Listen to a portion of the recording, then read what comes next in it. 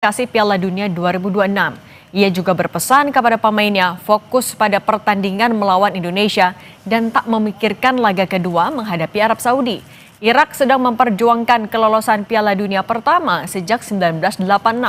Ia meminta 3 kemenangan terakhir melawan Indonesia jangan membuat anak asuhnya memandang remeh skuad Garuda.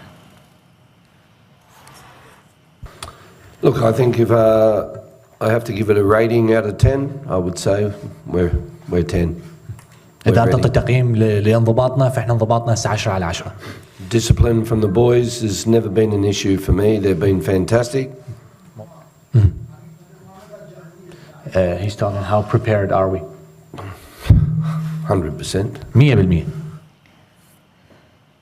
Ada 3 pemain Irak yang patut diwaspadai oleh barisan belakang timnas. Yang pertama, Ayman Hussein. Dia menjadi ujung tombak Irak yang wajib dikawal ketat. Hussein merupakan pemain paling produktif dengan torehan 32 gol. Ia mencetak 1 gol saat Irak mengalahkan pasukan Garuda 2-0 di Stadion Utama Gelora Bung Karno. Yang kedua ada Ali Jassim. Setiap jumpa Indonesia di kualifikasi Piala Dunia 2026 dan Piala Asia 2023. Aksi Jassim selalu merepotkan. Jassim juga mencatatkan namanya di papan skor dalam pertemuan terakhir kedua tim. Ketiga ada Muhammad Ali. Striker berusia 25 tahun itu merupakan pemain kedua dengan produktivitas gol tertinggi setelah Hussein dengan 23 gol.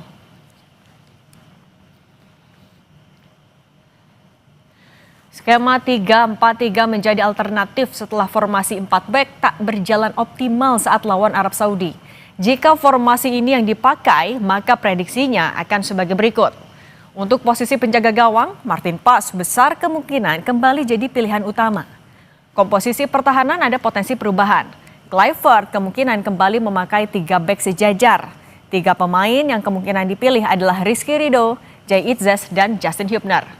Sedangkan posisi sayap sepertinya akan diberikan ke Kevin Dix dan Calvin Verdonk.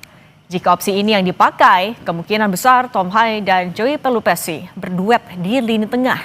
Terakhir, posisi Trisula di depan akan diberikan ke Emiliano Jonathans, Ole Romani, dan Ragnar Oratmangun.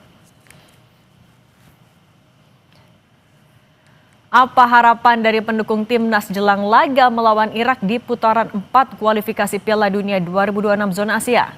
Kita berbincang dengan pendukung timnas di Arab Saudi, Ahmad Zulfikar Fauzishi. Bung Fikar, selamat petang waktu Indonesia.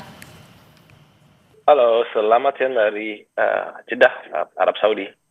Bung Fikar, ini setelah kita menelan kekalahan, hari ini kan malam ini ya kita akan melawan Irak. Kalau teman-teman di sana bagaimana menjaga asa agar tetap optimistis? Nah, kita kumpul, kita makan bersama, kita diskusi, kita lagi mau cari cari gimana kita bisa optimalkan dukungan terhadap timnas Indonesia, gimana juga soal banner dan bendera-bendera kita mau bawa. Ya, kalau saat ini kan pertandingannya kan laga krusial ya, jadi kita juga lagi komunikasi gimana kita cara maksimalkan juga chance yang kita mau nyanyiin untuk timnas Indonesia, gimana gitu kita benar bisa dapat efek yang optimal seperti di GBK.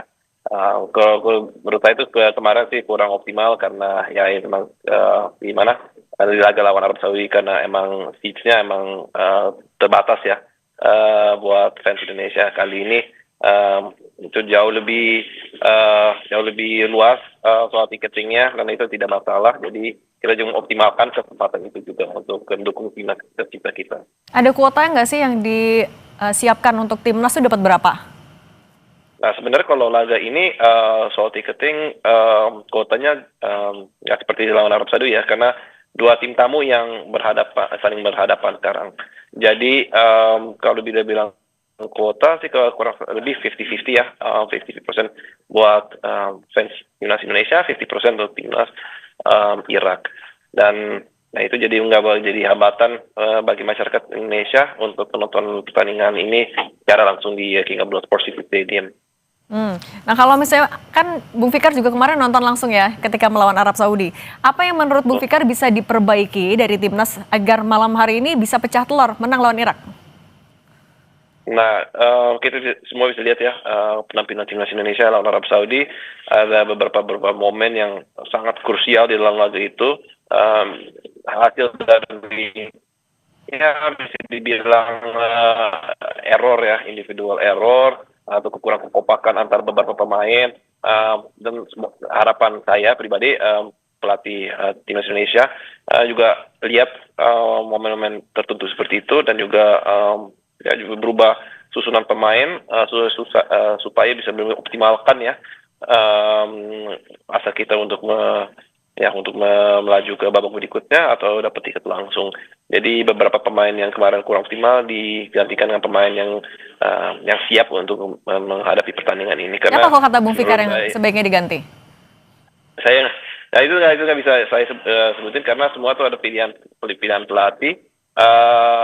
Yang penting kita bisa lihat semua ada beberapa pemain yang ada beberapa fase yang bagus, ada yang pemain yang kurang baik. Dan yang paling pentingnya pemain yang sudah siap, sudah fit, pakai ini jasa mereka dan juga supaya bisa ya optimalkan kesempatan kita, itu saja.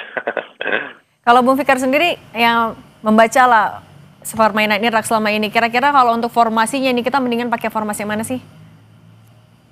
Nah ya kalau kita lihat dari ini ya, soal formasi itu juga balik lagi ke ini pilihan pelatih ya.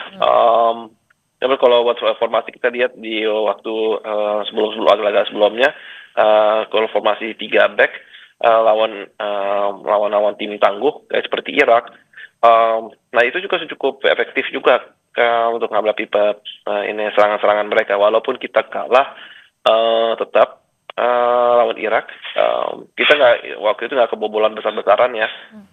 Kita juga bisa lihat di laga sebelumnya, kalau tidak ada Martin Paes yang bisa mengamati gawang timnas Indonesia beberapa kali, kebobolannya bisa lebih besar lagi. Jadi menurut saya sih lebih baik kalau pakai formasi yang defensifnya lebih menjaga gitu. Jadi kalau situasi yang perlu ya kita pakai 3 back. Tapi kalau pelatihnya bilang ya udah kita pakai pemain yang lebih defensive oriented, jangan pakai wing back, jangan pakai full backs yang lebih menyerang tapi lebih ke defensif, ya pakai formasi 4 back juga nggak masalah bagi saya. Yang penting pakai materi pemain yang benar-benar cocok untuk menghadapi pertandingan ini. Itu yang paling penting bagi saya. Bu Fikar, tapi kan biar kita juga bisa tetap menjaga asa lolos ke Piala Dunia, bukan cuma menang, tapi kita harus bisa membuat selisih gol lebih dari 1 sama Irak. Nah, Anda optimistiskah? Siapa kira-kira penyerang yang harus jadi starter nanti?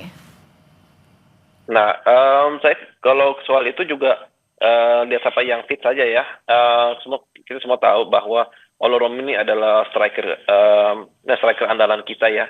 Tapi dia belum 100% fit, makanya kemarin dipakai juga di babak kedua. Semoga di laga ini Olorom ini dapat kesempatan yang lebih lama lagi untuk menghadapi pertandingan ini. Tapi kalau Olorom ini nggak mulai dari awal juga tidak masalah.